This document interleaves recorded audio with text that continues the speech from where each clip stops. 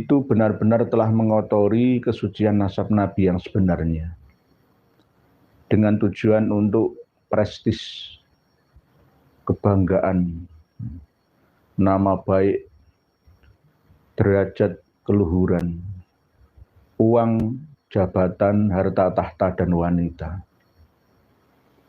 Ini perlu diketahui oleh semuanya di seluruh dunia, tidak hanya di Indonesia. Nasab palsu para habib, khususnya yang berasal dari Yaman, ini telah dibatalkan, dianggap tidak sah, hanya sekedar pencantolan, pencangkokan, pemalsuan data nasab mereka. Siapa yang memutuskan itu? Yakni mufti, ulama yang berfatwa dari Yaman. Kalau dulu Yaman Utara, kalau sekarang sudah menjadi Republik Yaman, yang terbagi menjadi 3 saat ini, yakni Yaman Utara pun dibagi menjadi 2, antara Ansarullah dan Ansarus Syariah, dan yang di kegubernuran Hadramaut yang masih ditempati oleh kaum Sufi di Tarimi atau Tarim. Ini sudah ada berita bahwa Houthi atau Houthi, tulisannya itu sebenarnya salah, Houthi. Ya bacanya enak ya, Houthi ya.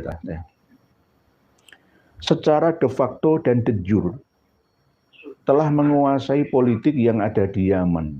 Sejak tahun 1990 antara Yaman Utara dan Yaman Selatan gabung menjadi Republik Rakyat Yaman,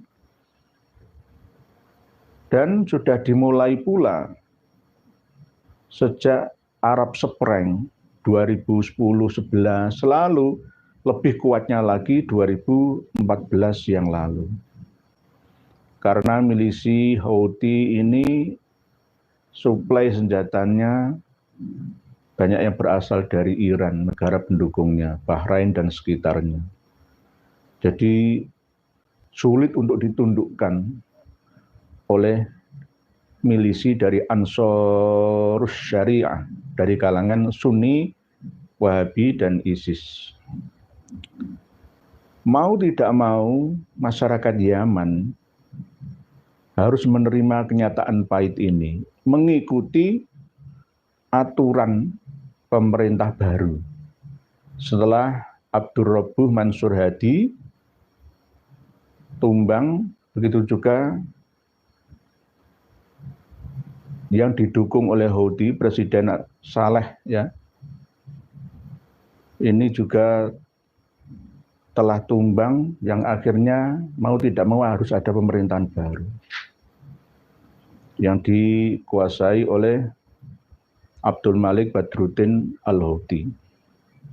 Nanti mau tidak mau, misalkan di kalangan kegubernuran Hadramaut menolak kebijakan dari mufti, dari Houthi, maka ya konsekuensinya adalah pengusiran.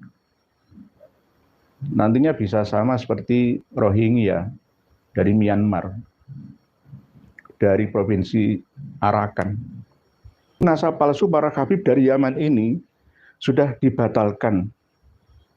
Saya ngecek dengan rekan-rekan saya yang ada di sana, itu perkiraan 28 Oktober 2023 kemarin, bahwa ada 21 marga yang dibatalkan, dianggap janggal, tidak nyambung dengan Bani Hashim, tidak nyambung dengan Nabi kita Shallallahu Alaihi Wasallam.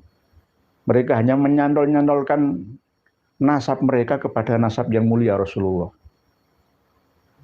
Siapa muftinya? Itu Syekh Syamsuddin Muhammad Syarafuddin.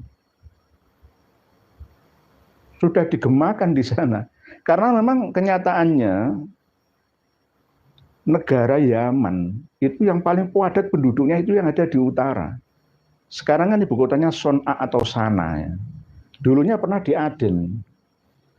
Jadi Aden sama Son'a itu paling padat penduduknya. Kalau di daerah ya Sa'adah termasuk padat-padat, daerah provinsi Sa'adah atau Sa'adah.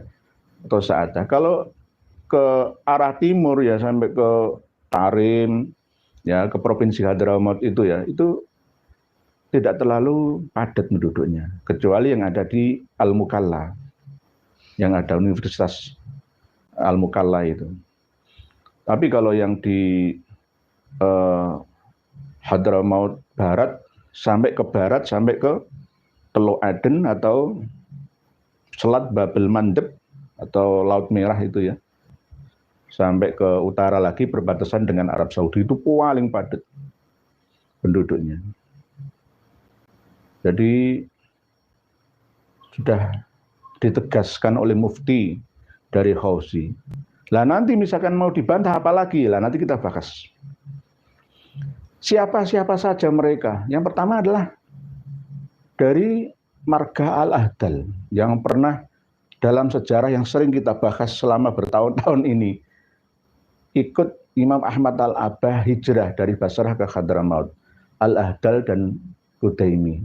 Al-Ahdal termasuk Abdurrahman Al-Ahdal, pengarang kitab Tuhfatuz Zaman itu. Itu juga bukan termasuk dzurriyyah Nabi, tapi mau mencangkok-cangkokkan ya nasabnya kepada nasab yang suci. Terus yang kedua adalah An-Nahari. Jadi misalkan ada gelar Syekh Muhammad An-Nahari, termasuk keturunan Nabi, enggak, batal. Tidak termasuk keturunan dari Nabi kita Muhammad SAW, atau tidak termasuk bagian daripada dzurriyyah Bani Hashim. Selain dari keturunan Rasulullah, tapi dari jalur Banil Muthalib dan Bani Hashim. Terus berikutnya yang ketiga adalah Ba'alawi. Ba'alawi ini banyak sekali, tapi nanti juga diterangkan. Ada 21, tapi nanti bisa ditambah lagi, menunggu perkembangan di sana. Ba'alawi, banyak sekali Ba'alawi itu, ada 115 marga atau berapa, nanti ada yang dipilih-pilih lagi pecahan-pecahannya. Jadi Ba'alawi ini nasab palsu. Nasab palsu. Dari daerah asalnya sendiri sana loh. Ya, terus berikutnya adalah As-Sakaf atau As-Sakof. Jadi semua marga As-Sakaf di seluruh dunia batal. Dibatalkan oleh Mufti Syekh Syamsuddin Muhammad Syarafuddin. Nah, di Indonesia banyak As-Sakof aslinya, cuma memang lisan mereka itu sulit mengucapkan kof, jadi diganti dengan G, Guin, As-Sakaf. Siapa mereka? Jenengan tahu sendiri. Cari semua marga As-Sakaf di mana-mana, baik yang terkenal ataupun yang tidak terkenal, yang di kota ataupun yang ada di pedalaman. Semuanya kenal semua. Semua marga As-Sakaf atau As-Sakaf. Terus berikutnya adalah Al-Atos atau Alatas. Kalau tulisan kita itu Alatas. Al-Atos atau Alatas. Semua marga Alatas. Nanti kalau mau membantah saja ke Mufti Syekh Syamsuddin Muhammad Syarafuddin Al-Hausi di Yaman sana kalau mau protes. Alatas hanya mencangkokkan nasabnya kepada dzurriyyah yang mulia Rasulullah untuk prestis, kebanggaan diri, supaya dihormati, dapat uang, harta, tahta, dan wanita di dunia ini. Nggak takut dosa. Padahal itu penipuan belaka. Ya, penipuan belaka itu. Terus berikutnya adalah Asyami. Terus Al-Imad, bukan Kiai Imad, bukan. Al-Imad itu juga ada yang ngaku-ngaku sebagai dzurriyyah Nabi atau min Banil Muthalib atau Bani Hashim. Terus Al-Wasili, yang ke-9 Al-Jufri, ya ini maka Jufri juga termasuk nasab palsu. Nasab palsu. Nasabnya benar kepada mbah buyutnya benar, tapi untuk nyantolkan dirinya kepada nasab yang mulia Rasulullah SAW, Nabi kita, itu tidak terbukti.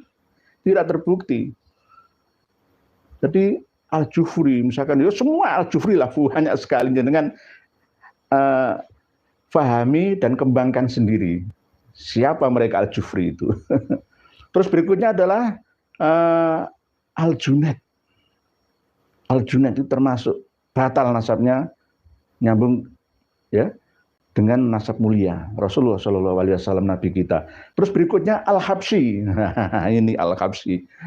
Jadi misalkan Solo itu kan kalau Al-Habsyi ya batal. Solo kan Al-Habsyi, ya batal. Tidak nyambung dengan Nabi kita Muhammad Shallallahu Alaihi Wasallam. Berarti selama ini kita salah karena saking husnudzonnya kita, saking lugunya kita. Sekarang dunia sudah terbuka, bisa diakses dari mana saja dan oleh siapa saja, semuanya bisa mengetahuinya. Ya. Terus berikutnya Asyatiri, ya, yang di timur-timur juga ada Asyatiri.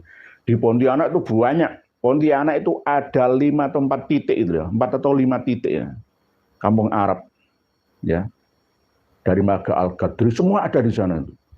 Marga-marga yang itu, orangnya hidupnya biasa-biasa saja, ya kerja di perkebunan sawit, ya ada yang jadi ya pedagang-pedagang biasa, ya wajah-wajah Arab memang kampung Arab. Dari Kesultanan Al-Qadri atau Al-Qadiri Pontianak itu di Kabupaten Kuburaya ya, Kecamatan Kubu ya. Ya itu banyak, ada 170 kakak lebih di sana. Yo, satu kampung ya Arab-Arab semua. Seandainya mereka ya yang berwajah Arab situ ya jelas Al-Habsyi, ya ada yang Ba-Robah, ada Ba-Fadl, ada yang Al-Ahdal, macam-macam. Terus datang ke Jawa. Lah wong Jawa itu wong lugu-lugu apa mana santri-santri pondok pesantren itu.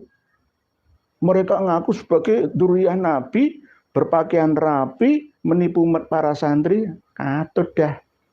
Sudah korban ya. Ingin hidup mulia nggak perlu soro-soro bekerja. Cukup dengan macak pakai udeng-udeng, ya, macak Habib, bawa tasbih, rada fasih lisannya, sudah apapun ya bisa ia nikmati apa yang ia mau. Harta, tahta atau wanita. Prestis, kehormatan didapatkannya. Nah, ini Al-Habsyi, Asyatiri, Al-Wadi'i termasuk ya yang ada di kegubernuran Sa'adah sana, yang kemarin misalkan Syekh Muqbil bin Hadi Al-Wadi'i itu juga bukan termasuk duriyah Nabi Al-Wadi'i. Terus Asyili, pengarang Al-Masyra'ur Rawi ya. Syekh Abu Bakar Asyili itu juga bukan duriyah Nabi. Walaupun katanya Ba'alawi kan, Asyili, Ba'alawi ini cabang-cabangnya banyak, 100-an lebih, 116 lebih. Terus Ba'akil atau Ba'agil, Li diganti dengan G. Nah, siapa Habib yang bernama Ba'agil itu? Palsu. Batal, dibatalkan oleh Syekh Syamsuddin Muhammad Syarafuddin Mufti Yaman. Ya, penguasa de facto dan de jure di Yaman saat ini. Ba'akil atau Ba'agil. Siapa mereka? Jenengan cari sendiri, kembangkan sendiri. Berikutnya adalah Az-Zabidi. Terus berikutnya adalah Fad'ak. Nah ini, angel kan Fad Muhammad Al-Fad'ak. Innalillahi wa inna ilaihi rajiun. Allahumma ighfir lahu warhamhu wa'fu anhu wa jalid jannata maswahu. Beliau Habib Muhammad Al-Fad'ak yang kemarin wafat nih. Tanggal 31 Desember akhir tahun ini. Semoga diampuni segala dosa-dosanya, diterima semua amal ibadahnya, ditempatkan oleh Allah di tempat terbaik di sisinya. Saya tetap mendoakan secara tulus dan ikhlas karena sesama umat Islam, sesama umat manusia, semua umat yang beriman gitu. Dan beliau pernah menyampaikan kajian tentang ilmu nasab ini, tapi baru menemukan abad-abad terbaru. Saya nyimak. Ya. Terus berikutnya Al-Idrus. Nah, di Surabaya banyak Al-Idrus itu. Di sekitar Ngampel itu gudangnya. Tidak hanya Ngampel, Pekalongan, Gresik, Cirebon, Jakarta, Pekojan, banyak sekali. Al-Idrus. Jangan protes saya, protes saja ke Yaman sana. Batal demi kebenaran, demi kejujuran. Berikutnya adalah Al-Kaf. Nah, di Bangil Al-Kaf juga banyak, Pasuruan Al-Kaf juga banyak ya. Terus berikutnya adalah Bahasyim. Ayo di Kalimantan, Banjarmasin, Bahasyim, pengumuman, dengarkan suara saya ini. Terus berikutnya adalah Kudaimi. Ada 3 kan? Kudaimi, Al-Ahdal, dan Bani Alawi. yang datang bersama-sama katanya. Sejarahnya begitu yang kita pelajari selama ini. Dari Basrah ke Hadramaut. Muter ke Madinah dulu, baru Makkah, baru Hadramaut. Lah, 21 marga ini dibatalkan oleh Mufti Yaman. Nanti akan menyusul lagi. Sesuai dengan penelitian yang akan datang nanti. Gitu. Jadi tidak titik di sini. Nanti kalau misalkan ya Habib-Habib Ba'alawi yang ada di daerah Tarim, Gubernur Hadramaut, Mukalla dan sekitarnya misalkan mau menolak fatwa ini ya, maka berhadapan dengan penguasa di sana. Sebab itu kita harus berhati-hati yang ada di Indonesia ini.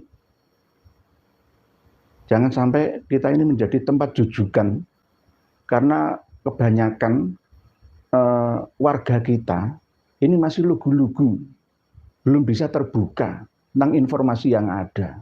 Nah ini saya informasikan kepada panjenengan semua, termasuk saya. Berhati-hatilah kita. Jadilah diri sendiri, bangsa Indonesia. Nusantara Raya, Jaya. Bukan berarti untuk mengunggulkan klan kita masing-masing, ya enggak.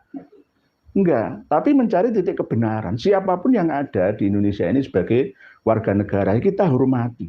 Tidak harus Ba'alawi, semuanya.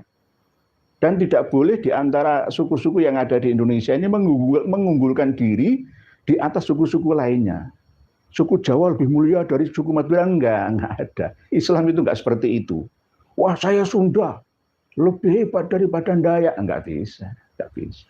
Enggak ada. Islam itu tidak mengajarkan seperti itu. Saya meneliti di Kalimantan Barat. Di sana itu masih mencantumkan SY itu Syarif di KTP-nya, identitasnya. Misalkan Ismail, Syarif Ismail Al-Aidrus misalkan. Masih ada. Kalau perempuan Syarifah tetap dipanggil Syarifah. Ya dia yang nggak terhormat. Yang terhormat adalah di Jawa saja ini. Di Jawa saja ini yang terhormat. Kalau di Kalimantan, coba jenengan lihat sendirilah. Ya. Kampung tuan-tuan yang ada di Kabupaten Kuburaya, Kalimantan Barat. Sampai cari informasinya. Ketemu. Tidak hanya di Kuburaya, di Ketapang, ya, di Mempawah. Itu juga banyak. Lah, apakah saya membenci mereka? Tidak. Toh kalau mereka sudah menjadi warga negara kita, ayo membaur semua. Walaupun nanti tetap ada identitas masing-masing suku, klannya, monggo, tapi jangan mengaku-ngaku sebagai keturunan Kanjeng Nabi kita Muhammad SAW untuk prestis, keuntungan harta tahta dan wanita dihormati oleh orang lainnya. Nah itu jangan sampai. Jangan sampai. Kesultanan Al-Qadri itu juga bukan dzurriyyah Nabi, mohon maaf.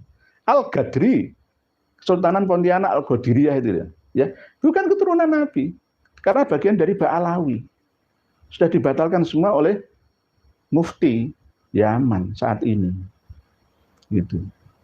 Jadi kalau memang masih belum bisa menerima keputusan ini, ya protes saja sana ke penguasa politik di Yaman sana. Nah, walaupun kegubernuran Hadramaut belum menetapkan, tetapi mau tidak mau Mufti dari Hausi yang berpaham Syiah Zaidi, Syiah Mu'tadilah, Syiah yang moderat. Hausi itu siapa? Atau Houthi itu siapa? Muslim tapi penganut paham Syiah Zaidi yang lebih dekat dengan Sunni. Sesuai dengan Risalah Amman Yordania tahun 2005 yang lalu, dihadiri oleh 50 negara lebih, ditandatangani oleh 200-an ulama seluruh dunia, memutuskan bahwa ada 8 mazhab yang diakui dalam Islam.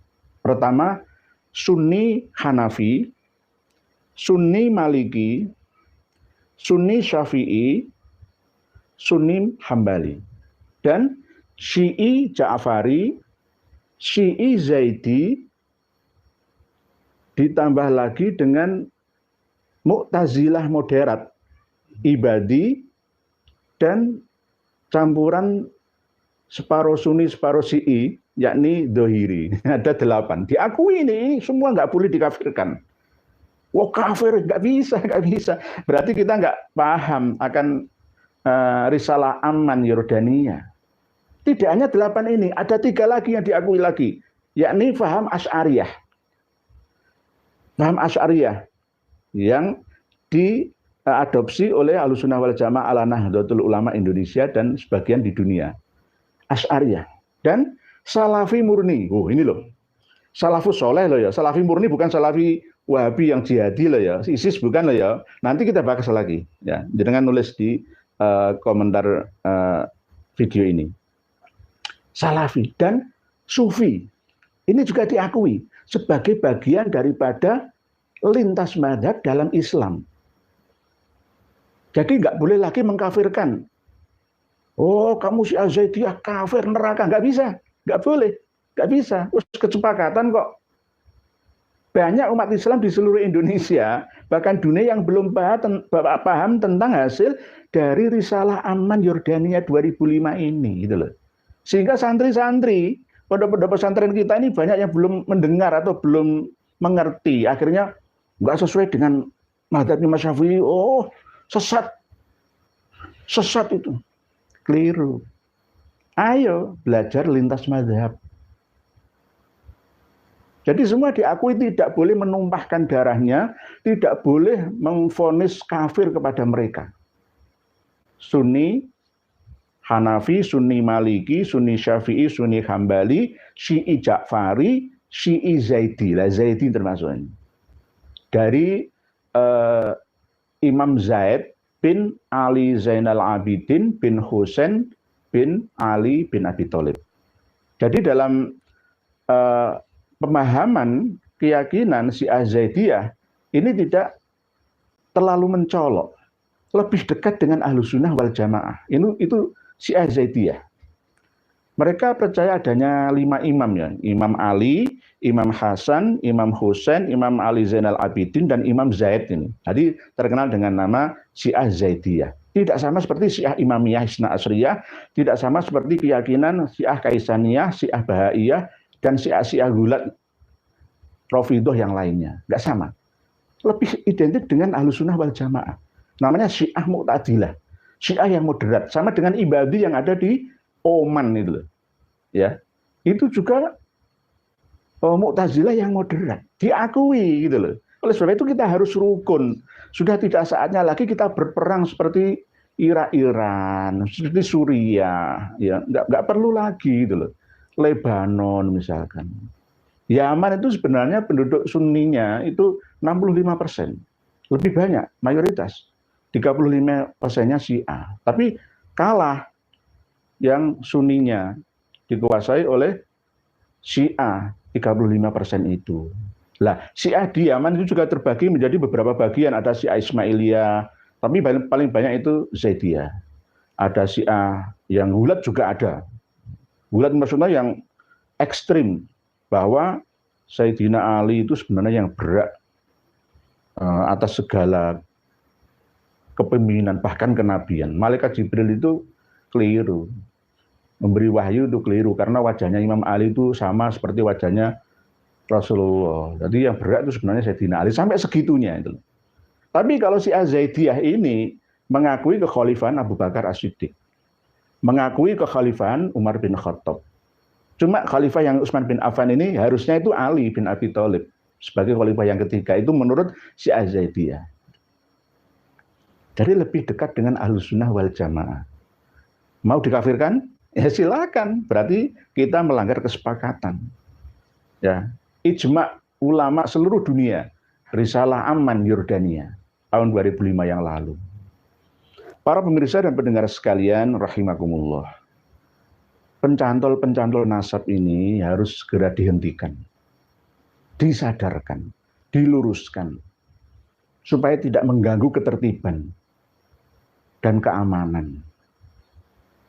Berkilah alasan kayak apapun, ya, kalau sudah kena yang namanya mufti yang berfatwa, ya, maka semua akan kalah. Lah apakah mufti Yaman ini ngawur? Jenis seorang mufti sudah diangkat jadi seorang mufti itu sudah mumpuni dan menguasai materi. Pasti belajar semua tentang ilmu sejarah, ilmu nasab, ya. dengan penelitian yang dalam dan panjang, itu pasti. Jadi kalau kepingin tahu buktinya ya ini, Syekh Syamsuddin Muhammad Syarafuddin, Mufti Yaman, penguasa politik Yaman sekarang ini. Ini hanya menyampaikan saja kepada semuanya, tidak ada gunanya lagi kita ini berkasta-kasta. Semuanya sama di hadapan Tuhan yang Maha Kuasa. Tinggal kita berlomba-lomba fastabiqul khairatnya saja. Ayo kita untuk berlomba-lomba dalam kebaikan. Tidak perlu merendahkan nasab orang lain. Tetap menghargai dan menghormati nasab orang lain. Akhir-akhir ini yang saya dengar, saya lihat, saya amati adalah bahwa mereka kaum Ba'alawi yang ada di Indonesia ini sudah mulai mundur mengakui Thorekoh Alawiyah. Ciri khas mereka, Thorekoh Alawiyah ya termasuk tetap menggunakan burqoh dan baju-baju kebesaran ala Thorekoh. Jadi tetap dipakainya, walaupun anak kecil-kecil ya kalau sudah pakai baju kebesaran mereka, ya mereka akan ngomong semaunya. Nah kita sudah cerdas, alhamdulillah, melalui informasi di channel ini dan channel-channel yang lain untuk mencerdaskan bangsa ini, kita sudah tergugah, nggak bisa ditipu lagi, kecuali bagi orang yang masih menutup diri.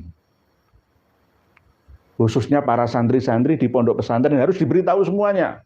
Karena selama ini kan santri kan nggak melihat medsos, nggak boleh nonton YouTube kan, kecuali pas hari libur kan.